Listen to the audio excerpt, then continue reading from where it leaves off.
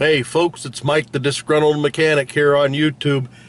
What I'm going to do right now is, I thought I'd bring you along. I'm going to look at a used vehicle.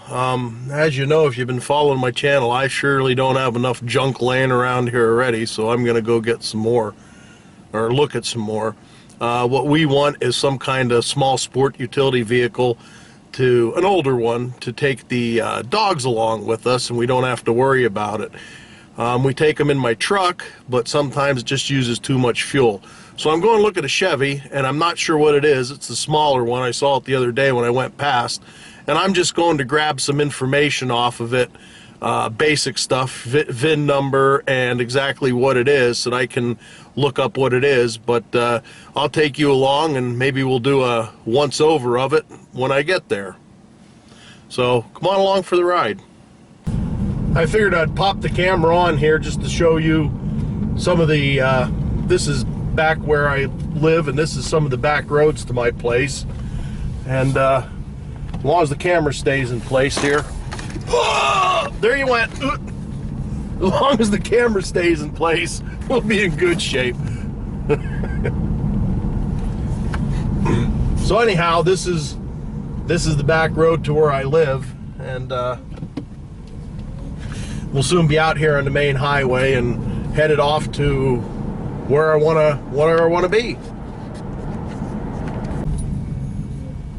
I don't want to sound like an advertisement here, but if you turn to the right here and head down that way about 1.5 miles from my place, you will actually get to Knoebels Amusement Resort, which is probably one of the biggest free admission, free parking, definitely in Pennsylvania. Maybe even in the United States, but very nice. A lot of rides. You pay for the rides as you go, and we'll actually be going past one of their camping places too, and I'll flick the camera on when I get close to there, and it's just a real nice place to go and visit. So I would recommend it to anybody who has some kids, or even themselves wants to enjoy a good time on the rides and eating. Now there's the sign for the campground, Lake Glory Campground. I hope we don't shake and roll too much here, but we're at the stop sign.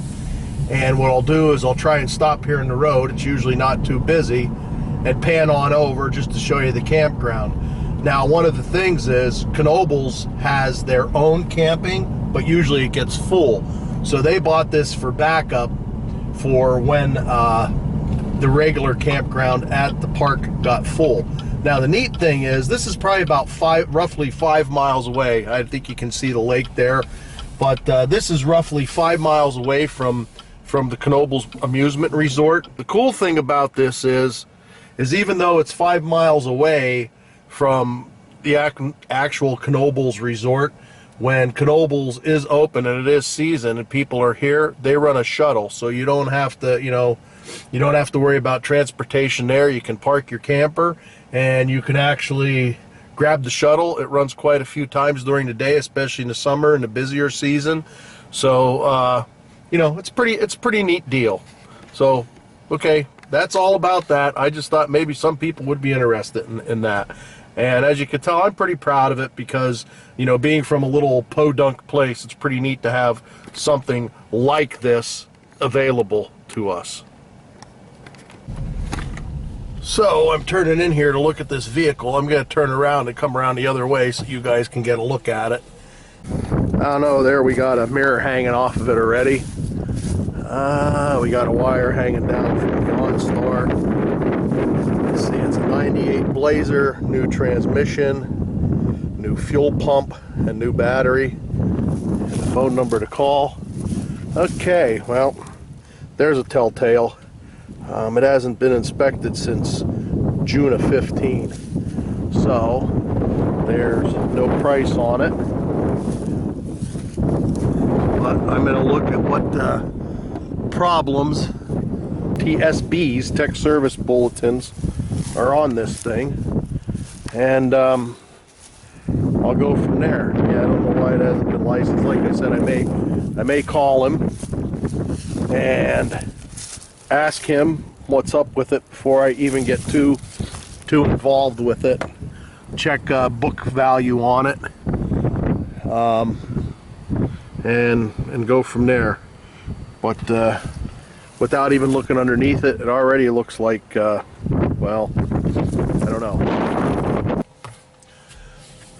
So I guess while I'm sort of doing this with local interest, and maybe that's what I'll title this thing, I just wanted to show you people something that I don't know how many of you are familiar with or you've heard about, but they were once very prominent in this area, and there still are quite a few of them around. But our area has the old covered bridges, which I think are just amazing and just so neat to see. There's a guy on the left that I'm passing now, and I'm not going to pan over that way, that actually has a replica built. But this is actually, what's coming up here is actually one of our local covered bridges. It's the Ester Furnace covered bridge. This is what it looks like. Oops,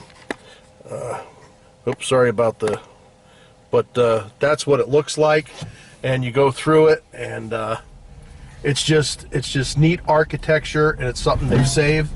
We had so many of them in this area, and now they've actually they've started to preserve them, and there's some that's ripped down. Actually, the road that I came out of on my house, that there's a bridge there, where I came on, and I said about Knoebels being to the right, that actually was a covered bridge. But unfortunately, you know, between floods and everything like that and the cost of redoing them, they just ripped them down.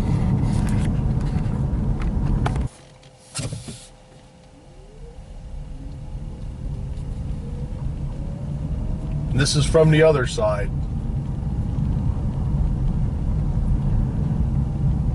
If you've never been through one, here we go again. Kadunk, kadunk, the old wooden planks.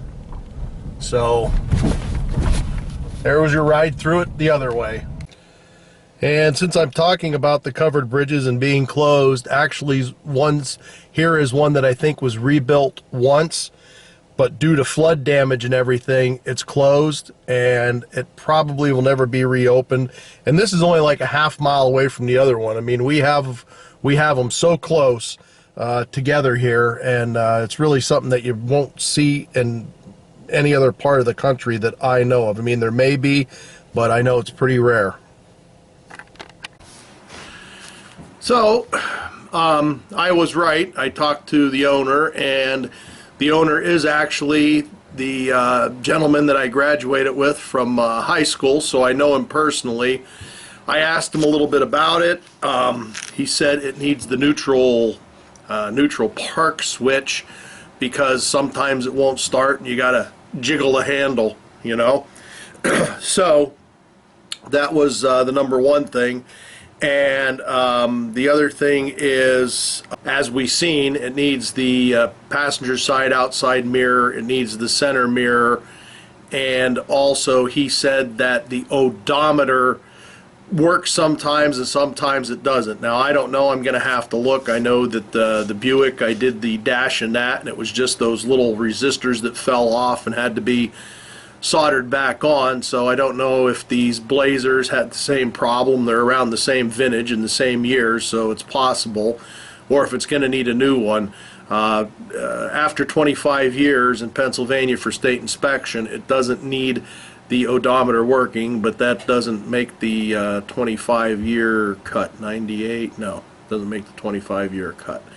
So, with saying that, I'm going to close this out for now. I am going to go back when the weather gets warmer and take a look at it and decide what I want to do with it. We discussed a price and a negotiable price, but depending on what it needs, I'm not sure that I want to, you know, pay that price. If it doesn't need much, I may.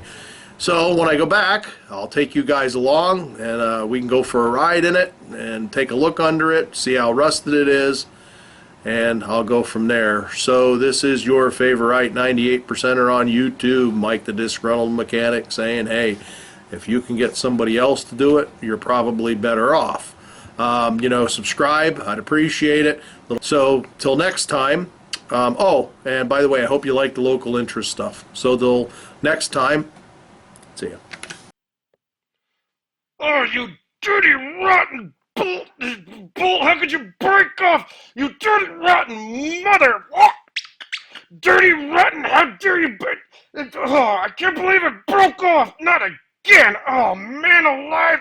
Son of a... Oh, I can't believe it broke off! Jesus! No wonder I'm the disgruntled mechanic!